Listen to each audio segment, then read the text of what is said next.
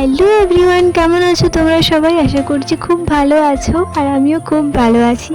বেশ অনেক দিন পরে আজকে ভিডিও আপলোড করছি, কারণ আমি খুব ল্যাদখোর বলতে পারো। ভিডিওগুলো করি কিন্তু না, এডিটিং করার সময় আমার খুব ল্যাদ লাগে, ওই জন্য আপলোড করা হয় না। আর আজকে যে ভিডিওটা দেখছো এটা প্রায় 1 মাস ধরে আমার গ্যালারিতে পড়েছিল, আমি ভয়েস ওভারই দিইনি, তো ভাবলাম আজকে ভয়েস ওভার দিয়ে পরে ভিডিওটা আপলোড করি।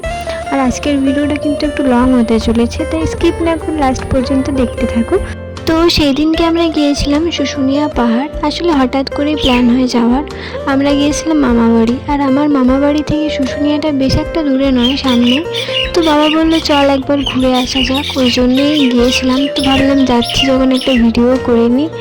আর এখানে দেখো দোকানগুলো, জিনিসগুলো কত সুন্দর। আর ওই যে পাথরের মূর্তিগুলো দেখছো না, ওখানে দোকানদারগুলো নিজেরাই তৈরি করে হাতে, তারপরে বিক্রি করে। বাট জিনিসের যা দাম, বাবরে বিশাল দাম। তোমরা যদি বার্গেনিং করে নিতে পারো তো ভালো। আর এখানে একটা পার্ক আছে, ওই পার্কটাই আমরা যাইনি, কারণ সেদিন আমাদের আরেকটা জায়গা যাওয়ার কথা ছিল, খুব লেট হয়ে গেছিলো, ওই জন্য আর যাইনি।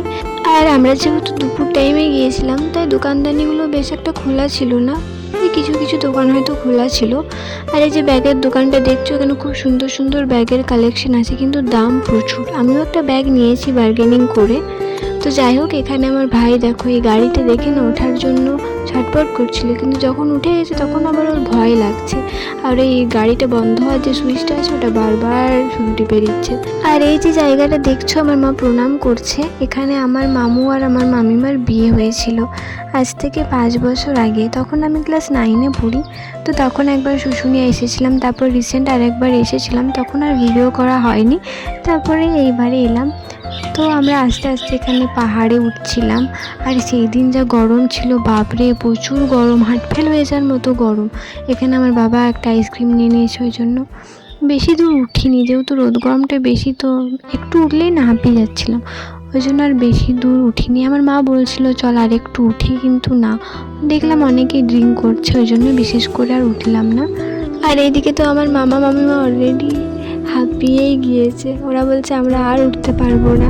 তাও একটুখানি উঠেছিলাম, তারপর একটু রেস্ট নিয়েছিলাম, ফটো আরে তুললাম, তখন আর অত ভিডিও করা হয়নি। তারপরে দেখো এখানে আস্তে আস্তে নিচের দিকে নামছি। আর এখানের মন্দিরগুলো চলো তোমাদের একটু ভালো করে ঘুরিয়ে দেখিয়ে দিই।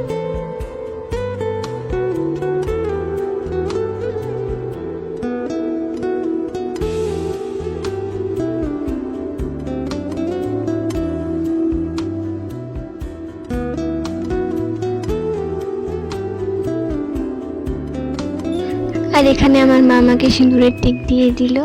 তারপর আমরা এখানে আগে রস খাওয়ার জন্য চলে এসেছিলাম, আমি আর আমার ভাই।